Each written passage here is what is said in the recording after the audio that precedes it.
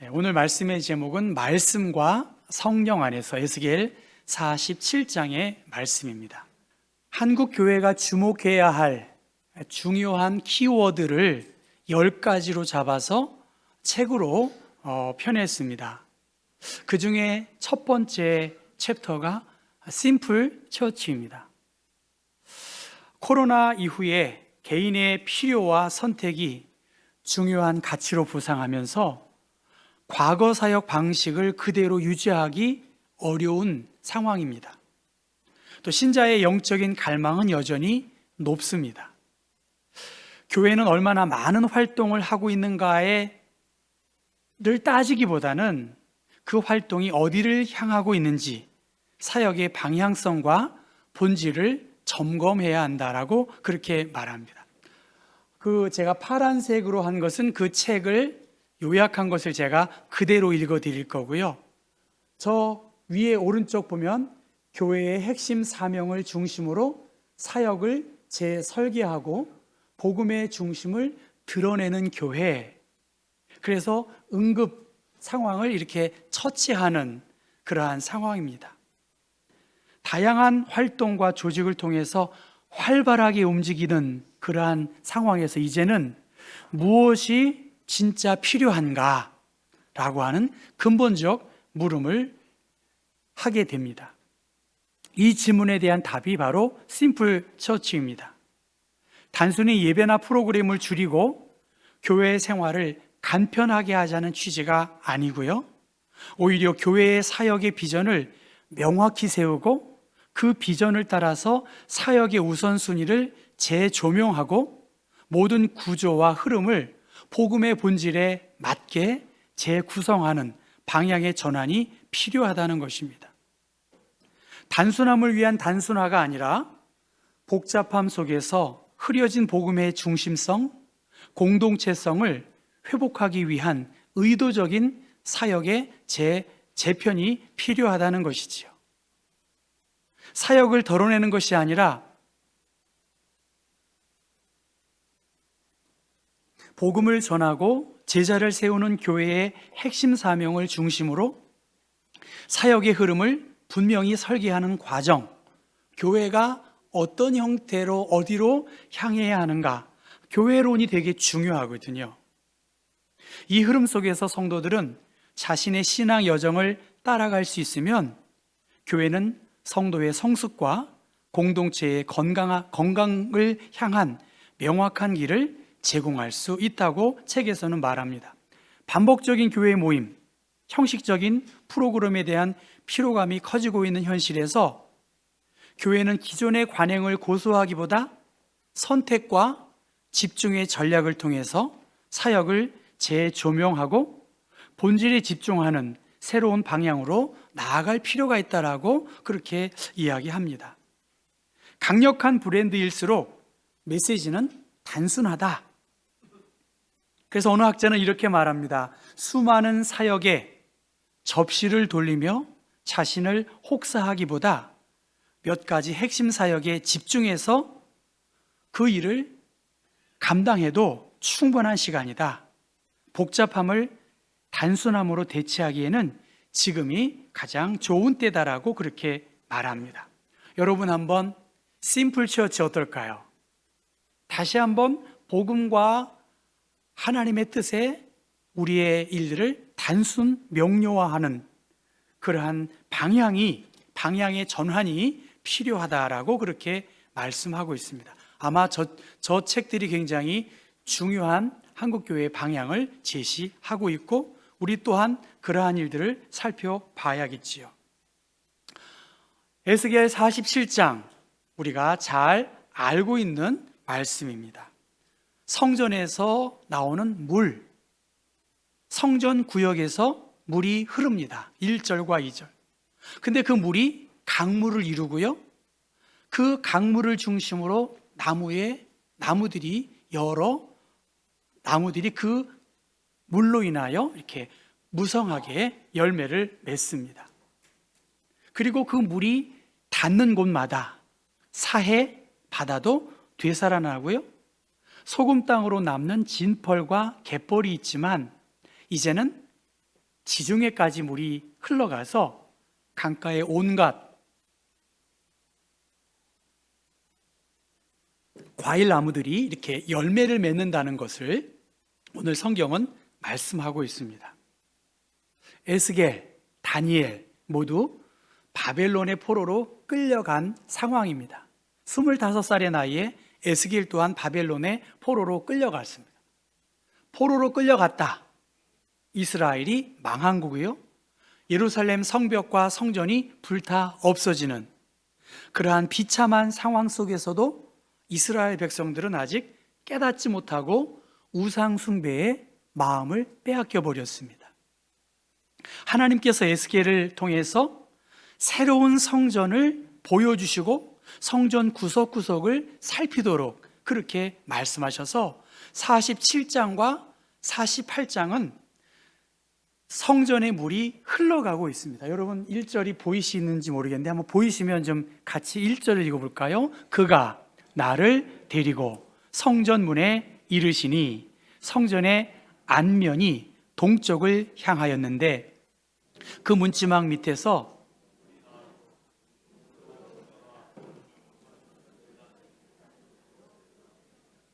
성전 문지막 밑에서 물이 나와요. 동쪽으로도 흐르고 남쪽으로도 흐릅니다. 3절 말씀에 그 사람이 손에 줄을 잡고 동쪽으로 나아가며 천척을 측량한 후에 내게 그 물을 건너게 하시니 물이 발목에 오르더니 천척은 500m 단위로 계산을 한 것입니다. 가까이 갈수록 저 보니까 발목 길이 그리고 무릎 길이, 허리 길이 이제는 걸어서 갈 수 없을 정도로 그 물이 많아졌다라고 그렇게 말합니다. 여호와의 영광이 함께하는 성전, 그 성전에서 샘물이 솟아서 그 샘물이 성전 안뜰과 바깥들에 흘러서 남쪽 측을 지나 성전 구역 밖으로 계속해서 흘러서 사해와 지중해 바다까지 흘러 넘친다는 것입니다. 여기서 아라바라고 하는 것은 사해입니다. 우리가 알고 있는 사해는 생물이 살지 않고 대신 미네랄이 굉장히 풍성한 그곳이 바로 사해고요. 사해뿐만이 아니라 이제 동쪽으로 지중해까지 그 물이 흘러서 8절 말씀 보면 이 흘러내리는 물로 그 바다의 물이 되살아났다라고 말씀하십니다. 여러분 9절 말씀 한 번 더 읽어볼까요? 이 강물이 이르는 곳마다 번성하는 모든 생물이 살고 또 고기가 심히 많으리니 이 물이 흘러 들어가므로 바닷물이 되살아나겠고 이 강이 이르는 각처의 모든 것이 살 것이다 라고 그렇게 말합니다. 물이 닿는 곳에 성전에서 흐르는 물이 닿는 곳마다 새로운 생명의 역사가 일어나고 거기에서 생명의 그 물이 접촉되지 않는 그러한 늪과 웅덩이는 그대로 될 것이다. 그렇게 말씀하십니다. 광야를 지나 아무런 생물이 살지 않는 죽음의 바다까지 그 물이 흐르고 접촉을 하니까 생명이 살아나고 이 갈릴리 호수에서나 있을 법한 어부들이 이제는 그 죽음의 바다라고 하는 사해에서도 어부들이 일할 정도로 물고기들이 많은 것을 하나님께서 에스겔에게 환상으로 보여주신 것입니다. 이제는 성전만이 아니라 이스라엘 온 땅에 그 물이 흘러서 확장되는 것, 여호와의 영광으로 가득 찬 그 성전에서 흘러나오는 그 물이 과실수를 자라게 하고, 여러분 한번 12절 47장 12절 말씀을 같이 읽어보겠습니다. 강 좌우가에는 각종 먹을 과실나무가 자라서 그 잎이 시들지 아니하며 열매가 끊이지 아니하고 달마다 새 열매를 맺으리니 그 물이 성소를 통하여 나옴이라. 그 열매는 먹을 만하고 그 잎사귀는 약 재료가 되리라. 요한계시록에 나타난 그 말씀, 그리고 에스겔을 통해서 주신 그 말씀이 연결되어지고 있습니다. 성전에서, 성전 문주망에서 솟아나는 물, 생명수의 시작이 되었습니다. 하나님의 임재 속에서 그 물이 솟아서 사막과 같은, 죽음과 같은 땅, 볼모의 땅에 생명을 일으키는 역사가 나타났다는 거예요. 사막일 수밖에 없고 광야이고 죽음의 땅인데 빛이 있으라 하나님께서 말씀하실 때 빛이 있었던 것처럼 생명의 역사가 하나님의 다스림 속에서 왕성하게 퍼져나갈 것을 에스겔에게 환상을 통해서 보여준 것입니다. 하나님의 보좌가 있는 그 성전에서 하나님의 다스림과 하나님의 복종 안에 살아가는 너희들은 하나님의 성전이고, 너희들을 통해서 생명의 역사가 더 왕성하게 퍼질 것이라는 거예요.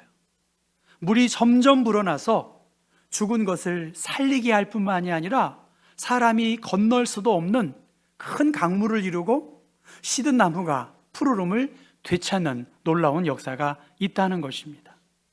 열매가 끊이지 않고 달마다 새 열매를 맺고 그 잎사귀가 약 재료가 되는 것, 이 모든 시작은 바로 성전에서 하나님의 은혜로 이 모든 일들이 될 것을 에스겔을 통해서 환상 가운데 보여준 것입니다. 마치 에스겔에게 마른 뼈에게 하나님께서 말씀하실 때에 생기가 돌아 하나님의 군대가 된 것처럼 하나님의 성령님이 함께 하실 때에 새로운 공동체를 이룰 수 있을 것이고, 하나님의 백성들이 생동력 있게 회복될 것이고, 죽은 영혼이 되살아날 것을 에스겔을 통해서 보여주고 있습니다. 지금 에스겔은 포로에서 비참한 어려움 중에 있었습니다. 심판의 연속일 것입니다. 그 심판의 상처 속에 있었지만 하나님께서 이스라엘 백성들을 버리지 아니하고 완전한 치유와 풍요로움을 허락하시는 새로운 시대, 새로운 일들을 시작할 것이라고 하는 환상을 하나님께서 에스겔에게 보여준 것입니다.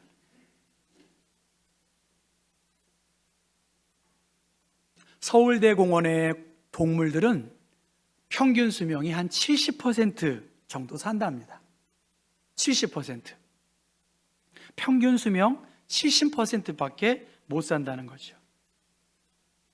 좀 평균 70%는 평균 수명대로 못 산다, 이렇게 해야 되겠네요. 생각해 보십시오. 수의사도 있지요. 때마다 좋은 먹이도 주지요. 약 처방도 받지 않습니까? 그런데 평균 수명을 살지 못한다는 거예요. 왜 그럴까요? 갇혀있기 때문이라는 거예요. 갇혀있기 때문에. 그래서 다른 동물을 추적 장치를 통해서 그 동물을 풀어주고 관찰해 보니까 천적을 피해서 먹이를 찾느라 고생은 하지만 갇혀 있을 때보다 더 건강하고 오래 산다는 것이 전문가들의 소견입니다. 감옥에 수감되어 있는 사람들, 그들에게 많이 읽히는 책이 꿈 해몽책이랍니다. 몸이 갇혀 있으니까 마음은 더 심하게 구속되어 있기 때문에 온갖 꿈을 꾸며 살아가고, 그 꿈 해몽은 희망의 다른 표현이기 때문에 그들은 자유를 소원하기 때문에 꿈 해몽책을 많이 읽는다고 그렇게 말합니다. 여러분, 2026년 우리 앞에 여러 어려움이 있다는 거 우리가 다 알고 있습니다. 이 위기 가운데에서, 어려움 가운데에서 광야와 같이 홀로 있는 존재와 같습니다. 하나님이 우리를 과보호하지 않으세요.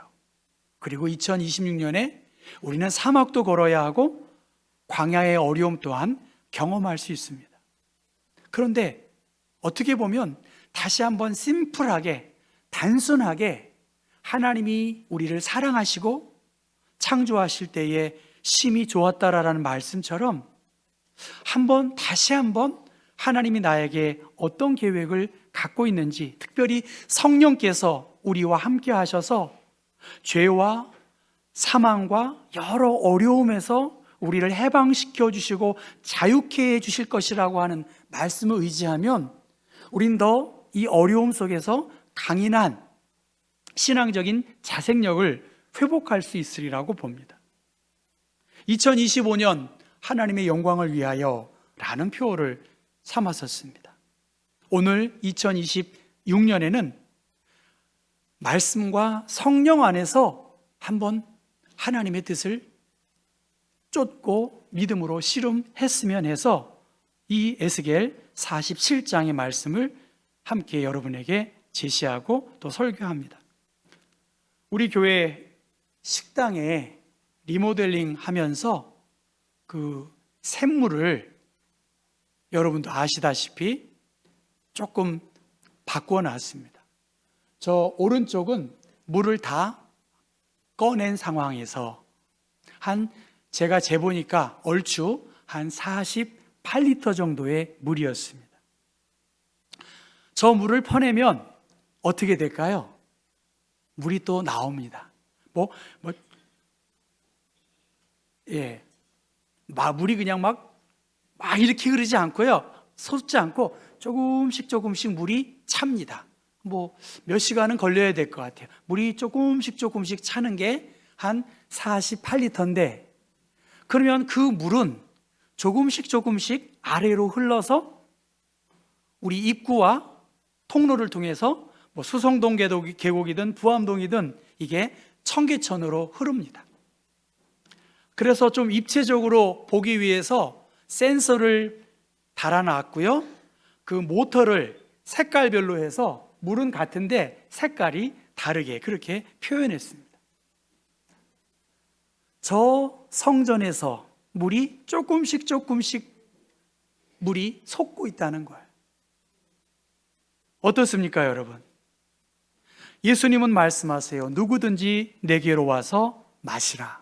나를 믿는 자는 성경의 이름과 같이 그 배에서 생수의 강이 흘러나오리라. 이는 그를 믿는 자들이 받을 성령을 가리켜 말씀하신 것이다. 예수님은 사마리아 여인에게 말씀하십니다. 내가 주는 물을 마시는 자는 영원히 목마르지 아니하리니 내가 주는 물은 그 속에서 영생하도록 솟아나는 샘물이 될 것이라고 말씀하셨습니다. 성령께서 우리와 함께 하실 때에 시들어버린 잎사귀가 푸르러지고, 성령께서 함께 하실 때에 그 물이 생명을 살리는 약재료가 될 수 있다는 것입니다. 우리의 마음속에 성령의 마음의 불꽃이 있다고 한다면 하나님께서 우리에게 은혜를 베풀어 주실 것이라고 말씀하셨습니다. 그러한 의미에서 2026년 저 문을 닫으면 이게 냄새가 많이 나니까 좋지 않을까요? 아니면 어떻게 해야 되죠?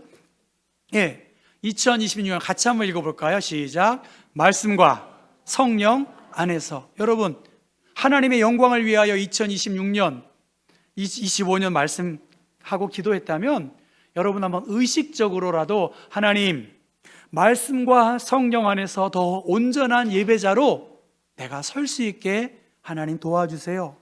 말씀과 성령 안에서 우리의 신앙이 더 견고해질 수 있는, 리빌드할 수 있는 그러한 하나님의 공동체 우리 모두가 되게 해 주십시오. 지금 성전에서 물이 흘러 넘치잖아요. 오버플로잉 된다는 거잖아요. 하나님, 2026년 말씀과 성령 안에서 하나님의 넘치는 은혜로 생명을 살리고 선교하고 구제할 수 있는 그러한 한 해가 될 수 있도록 도와주십시오. 생명의 근원이신 예수님 안에 우리가 거할 때 우리는 온전한 치유와 회복을 이룰 수 있습니다. 하나님께 더 집중하자. 말씀과 성령 안에서 하나님께 더 집중하자.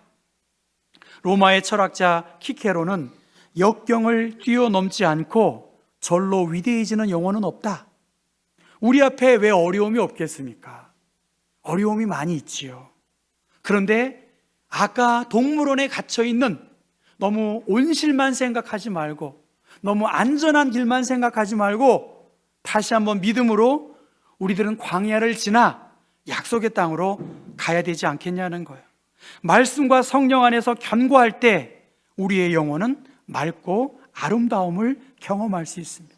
위기 속에서도 하나님을 붙잡고 성령님을 의지하는 사람들에게 하나님께서 살리는 역사가 있는 것이지요. 내가 이것을 보았느냐? 여러분, 무엇이 보이시나요?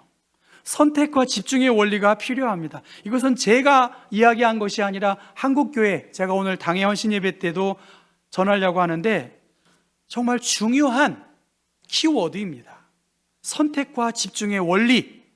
무엇을 선택하고 무엇에 집중할 수 있을까? 말씀과 성령에 더 집중하고 더 영적인 성숙과 공동체의 건강성을 회복하는 일들, 그러한 일에 하나님은 보기를 원하시고요, 그 일을 위해 우리를 불러주셨습니다. 하나님은 우리에게 큰 사랑과 은혜를 베풀어 주셨고 절망 속에서도 에스겔에게 환상을 보여주셨듯이 2026년 우리 앞에 여러 어려움이 있지만 말씀과 성령 안에서 우리가 다시 한번 집중하여 나아가는 은혜가 여러분 모두에게 있기를 주님의 이름으로 축원합니다.